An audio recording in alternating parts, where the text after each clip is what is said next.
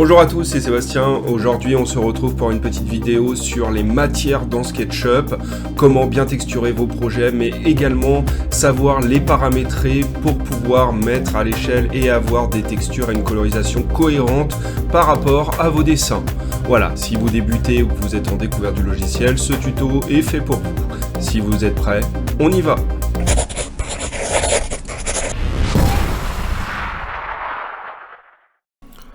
Voilà, on se retrouve donc à l'intérieur de SketchUp. Pour commencer, j'aimerais vous dire que je vais dessiner une petite scénette de paysage, comme ça, si vous débutez sur SketchUp, vous allez revoir les procédés et comment je procède pour pouvoir dessiner rapidement. Voilà, je préfère le faire en direct avec vous que faire quelque chose de pré-programmé, afin que vous puissiez bien voir les différentes fonctions au fur et à mesure. Avant de commencer, comme à chaque fois, je vais répéter un petit peu, mais dès qu'on ouvre un nouveau projet, tout de suite prendre l'habitude de se créer une nouvelle balise ou un nouveau calque selon les versions que vous avez. Donc on va dans la palette par défaut, balise, petit plus, on le renomme, donc là je vais mettre 01 matière. Hop, on met bien le petit crayon ou le petit point en face de ce calque pour bien dessiner dessus. Et tout de suite aussi, l'habitude qu'il faut avoir, c'est de sauvegarder. Donc fichier, enregistrer sous, on va enregistrer son petit tuto. Voilà, donc j'ai déjà fait un pré-enregistrement, je l'ai ici, vous le nommez comme vous voulez, vous le mettez dans un dossier pour être sûr de le retrouver. Et on enregistre. Oui. Ok, allez, c'est parti. Donc, on va se mettre tout de suite vue du dessus pour pouvoir dessiner en 2D notre petite scénette. Je vais prendre l'outil rectangle. On va faire quelque chose. On va faire un petit jardin avec un petit bassin et un petit mur avec un enclos. Donc, je vais faire un jardin, on va dire, de 15 par 20. Donc, 15,20 avec l'outil rectangle. Je vais faire à peu près à l'œil. Alors on va faire un bassin, on va faire un gros puits, allez, central. Donc on peut prendre un repère, hop, je vais faire un repère au centre. Je vais faire à peu près ici, voilà, à 5 mètres. Avec les repères, on va faire un petit rond avec un rayon de 3 mètres. On va mettre un rayon de 3 mètres. Voilà, et on va faire un décalage tout autour pour avoir un petit mur qu'on va faire de 0,50 cm. 0,50 mètres. On va faire une entrée au fond, mais ça sera quand on aura levé. Hop là, je vais gommer les repères. Je vais faire un petit décalage aussi pour notre bassin pour lui donner une épaisseur. On va le faire légèrement surélevé. Voilà, hop là, on va faire pareil, 0,5, comme ça pourra servir de banc. On va le mettre à hauteur d'un banc. Voilà, donc pour commencer les matières, je vous conseille avant de modéliser, donc là on est à plat, on est bien en 2D, avant de modéliser, le petit conseil que je vous donne, ça va être d'une part de créer tout de suite vos groupes pour pouvoir faire les modifications et mettre vos matières. Il y aura un tuto spécifique sur le groupe et les composants. Donc là, je vais créer un groupe pour les murs. Donc créer un groupe.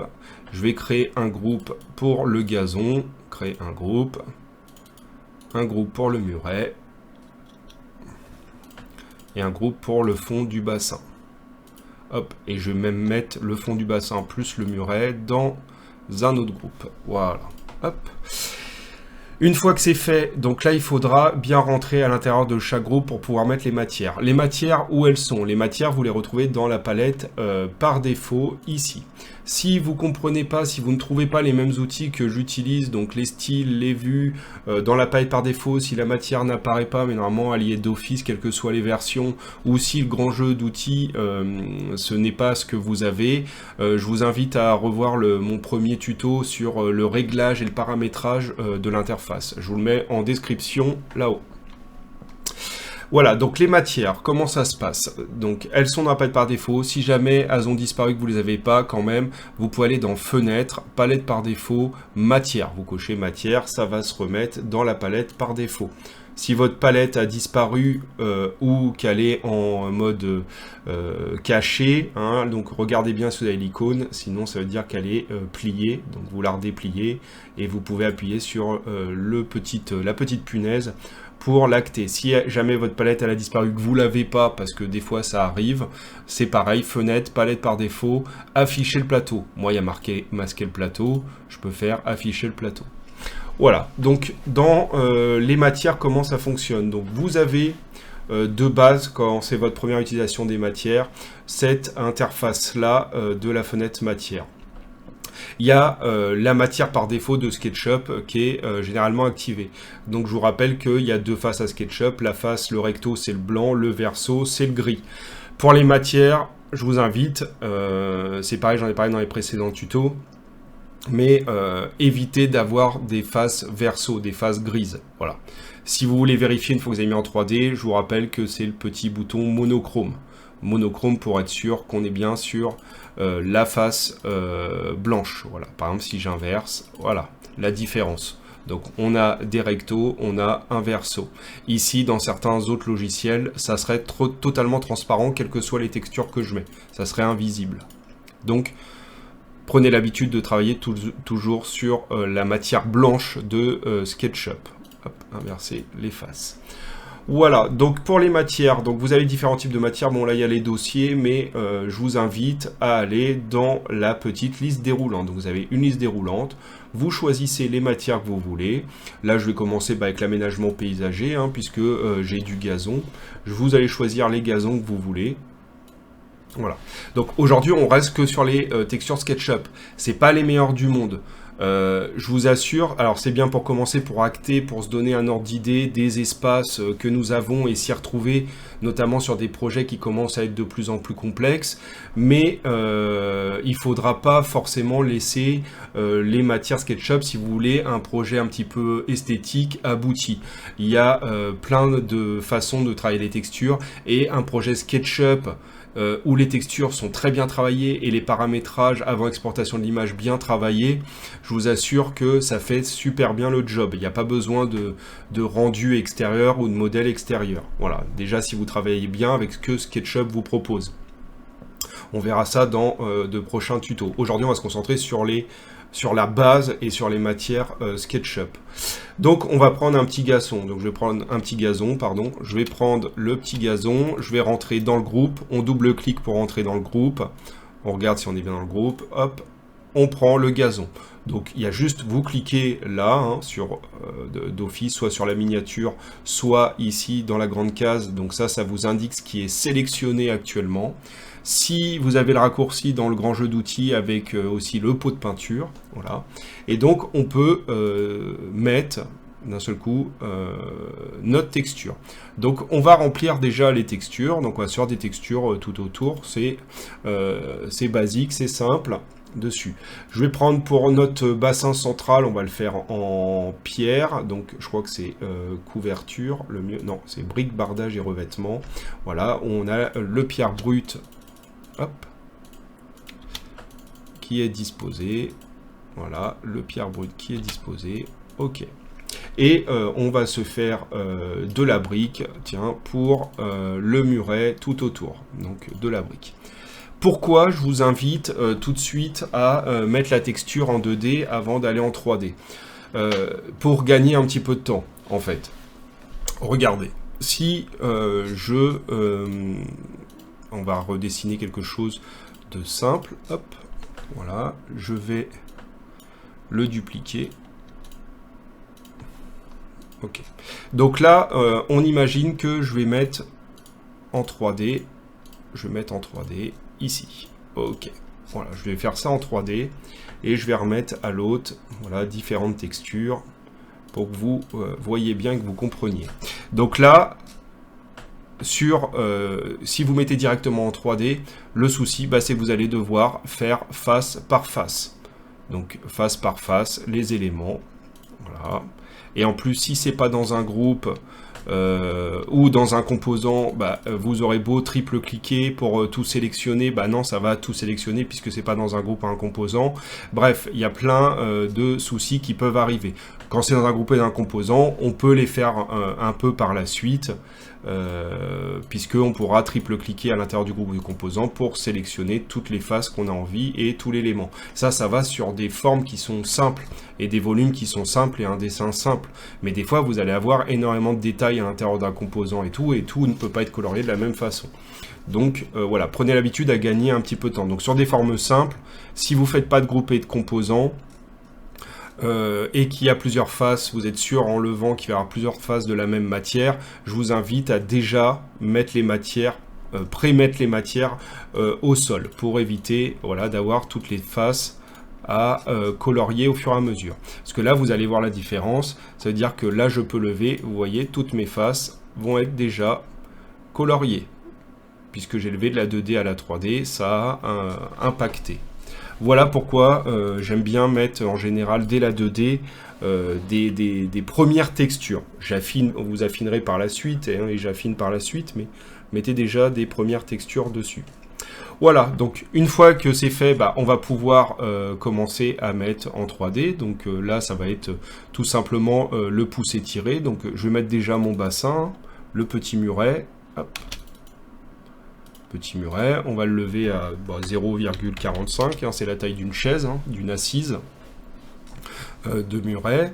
On va pouvoir se servir également de la plateforme que j'ai mis au sol. Donc là, je vais faire une copie de cette plateforme au sol, et avec le contrôle, avec l'outil déplacement et contrôle, ça va me rajouter un petit plus, comme vous pouvez voir à côté de l'outil déplacement, pour faire une copie de mon sol. C'est-à-dire que si je vais à l'intérieur, vous voyez, j'ai le sol qui est en bas et j'ai ma nouvelle copie en haut. Et ma nouvelle copie en haut, je vais profiter pour mettre une texture d'eau. D'eau transparente. Donc l'eau transparente, c'est le bariolé. Hop, voilà. Je sors de mon groupe, j'ai bien mon eau avec la transparence et bien la pierre qui est en dessous. Vous pourriez mettre face par face d'autres textures à l'intérieur, on pourrait mettre du gravier au fond, etc. Mais là, c'est pour la démo de surface. Le mur, on va le lever, on va mettre ça à 2 mètres 50, 3 mètres, allez, 3 mètres. Mais mon jardin est entièrement clos, je ne peux pas rentrer dedans, donc on va ouvrir quand même cette face-là. Donc là, vous poussez tirer jusqu'au bout. Des fois, ça ne veut pas se faire fermer. Hop là. Voilà, on va revenir un peu sur le gazon. Et on va le tirer, voilà, jusqu'au bout. Hop. Clac. Ici. Ah non, ça m'a tout étiré. Et on va faire l'inverse. On va mettre ça, le mur. Hop, on va rétrécir. Voilà comment mettre des matières tout simplement dans SketchUp. En revanche, la taille des matières ou la couleur des matières ne sont pas forcément selon ce que vous voulez. Par exemple, si vous voulez de la plus grosse brique ou de la plus petite brique. Donc, il y a différentes manières d'arriver et de travailler nos matières sur SketchUp et notamment les échelles. Donc, dans la fenêtre matière, vous allez avoir également une fenêtre d'édition. Ce qui va arriver dans certaines hautes fenêtres et capacités de SketchUp. Donc je vais l'agrandir un petit peu pour bien que vous la voyez. Donc elle nous dit quoi cette fenêtre d'édition? On va avoir la possibilité de changer, de faire varier les couleurs si on peut. Ça ne fonctionne pas avec toutes les couleurs, en général c'est plutôt avec des couleurs unies, mais sinon on va avoir des choses bizarres, notamment là avec la brique. On va pouvoir définir des couleurs identiques, c'est-à-dire s'imprégner d'une autre couleur pour pouvoir homogénéiser une scène. Par exemple, vous importez des composants avec différents bois, mais vous voulez que votre jardin ait le même type de bois ou la même couleur, on ne va pas changer tous les bois, des fois ça prend trop de temps, donc vous allez voir, il y a une petite astuce que je vous donnerai par la suite. Vous avez dedans le nom. Vous pouvez ici ouvrir une nouvelle texture que vous auriez préalablement téléchargée d'un site externe à SketchUp. Et vous avez là le réglage de l'échelle déjà défini. Donc, quelle taille a l'image affichée. Et enfin, l'opacité si vous voulez donner une transparence à vos textures. Donc là, vous voyez, je suis sur l'eau. Hein. Chaque fois, la texture qui est activée, c'est celle qu'il y a dans la grande miniature ici, dans la fenêtre matière. Pour sélectionner une texture, vous avez la pipette. La pipette, elle n'est pas accessible en mode édition. Il faut aller dans sélectionner. Et là, vous pouvez la voir. On va cliquer sur la brique pour faire l'expérience de notre jardin. Je vais même me mettre à l'intérieur du jardin, hein, c'est mieux. Petit outil caméra. Hop, voilà.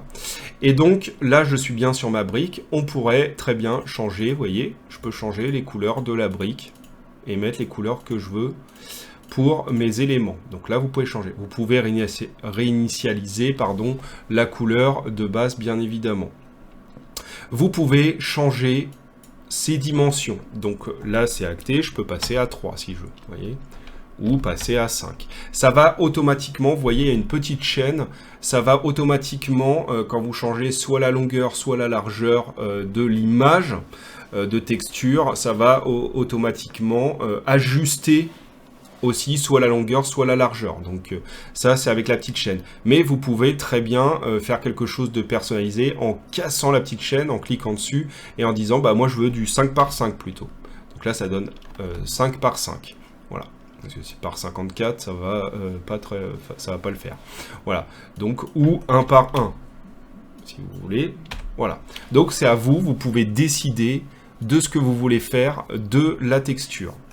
Je vous ai dit également tout à l'heure que nous pouvions gérer donc l'opacité. Hein, je peux faire une opacité. Donc là, on voit, vous voyez, la face intérieure. Alors, on voit, pourquoi on ne voit pas le ciel? On voit simplement le côté, le verso de SketchUp. Si vous voulez une transparence totale, bah, vous pouvez aller peindre, rentrer à l'intérieur et peindre, voilà, les faces, les versos de SketchUp. Donc si vous peignez les versos de SketchUp, vous aurez une transparence totale avec épaisseur. Voilà. Hop. Bon, la brique transparente, on ne l'a pas encore. On a des bétons de verre, mais la brique transparente, c'est un peu plus compliqué là à avoir, pour celle-ci du moins. Je vous ai parlé aussi qu'on pouvait adapter. Par exemple, je voudrais une brique qui soit de la couleur de ma pierre. Bah, c'est tout à fait possible. Je vous ai parlé tout à l'heure avec le bois. Vous avez ici des adaptés. Faire correspondre la couleur de l'écran ou la couleur avec l'objet. Là, j'ai sélectionné la brique. Je peux faire correspondre avec l'objet du modèle. Ça va me donner une pipette et je vais aller cliquer sur le modèle que je veux qui corresponde avec ma brique. Donc là, si je clique sur la pierre, ça va prendre la couleur de la pierre. Voilà, c'est très très sympa. Si je fais l'inverse, donc je vais sélectionner par exemple la pierre et je veux qu'elle ait la couleur de la brique, par exemple pour avoir un autre type de pierre. Alors ça fonctionne pas toujours, hein, parce que sur des textures un peu plus complexes avec beaucoup de variations de couleurs, vous allez voir, ça va devenir harlequin avec des fluos et tout ça. Donc ça fonctionne pas tout le temps.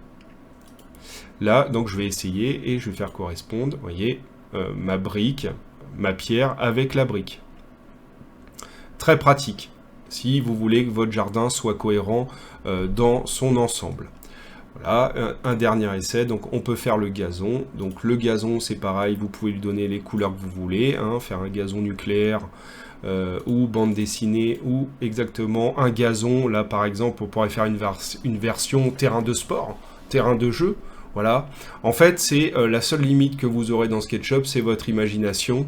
Et une fois que vous saurez utiliser tous les outils de base et que vous aurez compris leur fonctionnement, bah, faudra les adapter pour réussir à fabriquer ce que vous avez envie de fabriquer. Voilà, donc là, je vais revenir sur le gazon initial.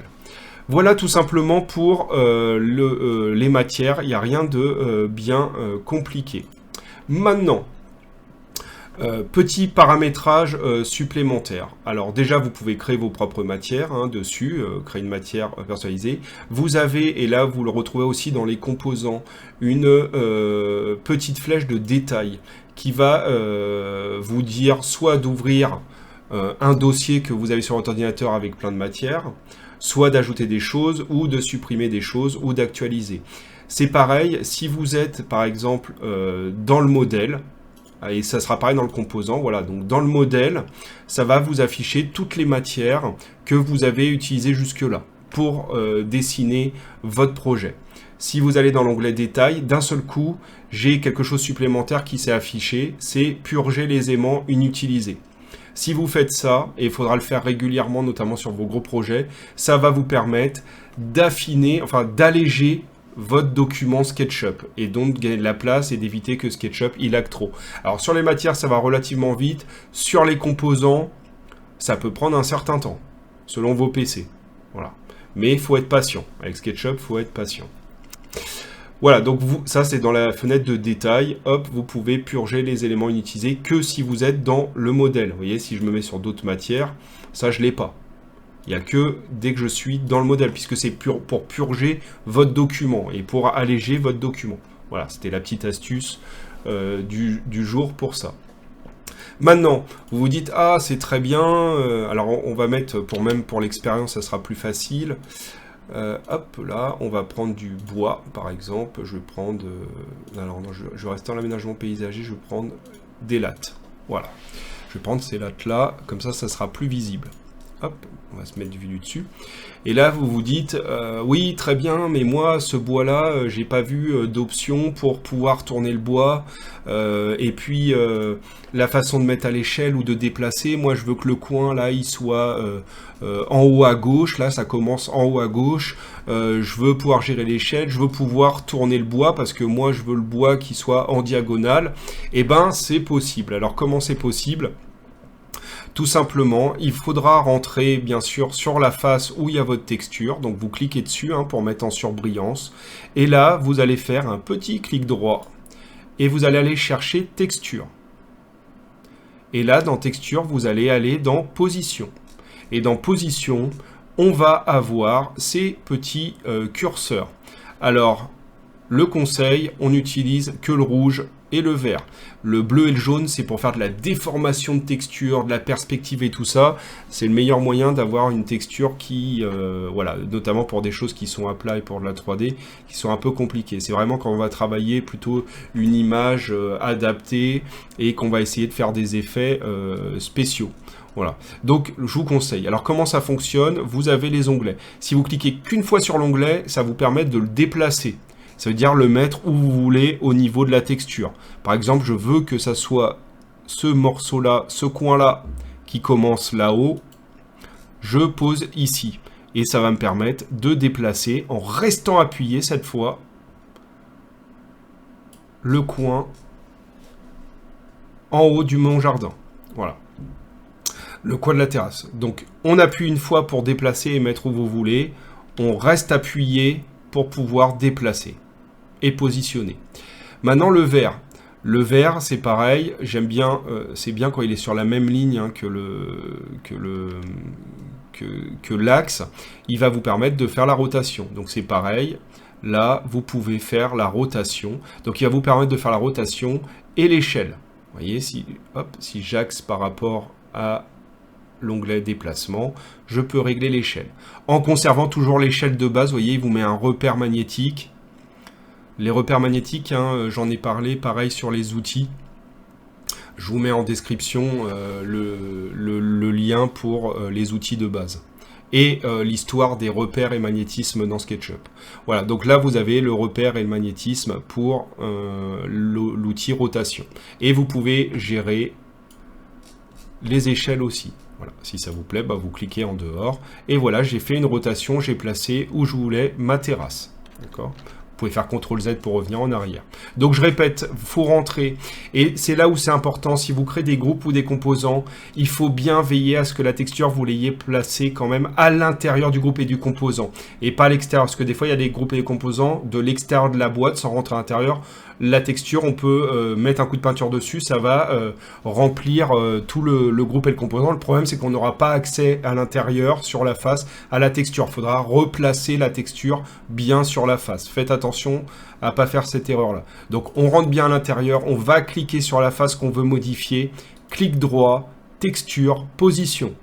Voilà, j'ai les onglets, je positionne comme je veux tourner dans l'autre sens, hop, je reste dans l'axe du rouge, et je modifie l'échelle selon ce que j'ai envie de faire.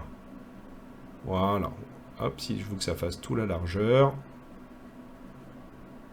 je positionne bien ma terrasse.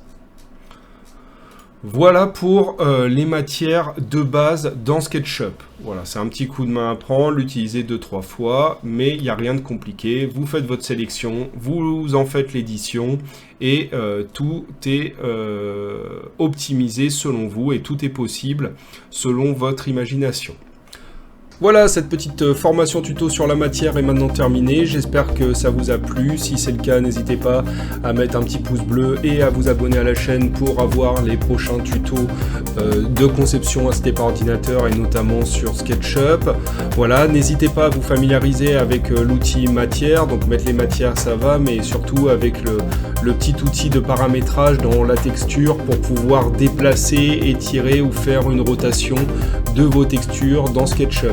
Voilà, j'espère vous retrouver très bientôt pour parler et affiner un petit peu l'histoire des textures dans SketchUp et voir comment importer et mettre d'autres textures au sein de SketchUp. D'ici là, je vous dis à bientôt. Ciao!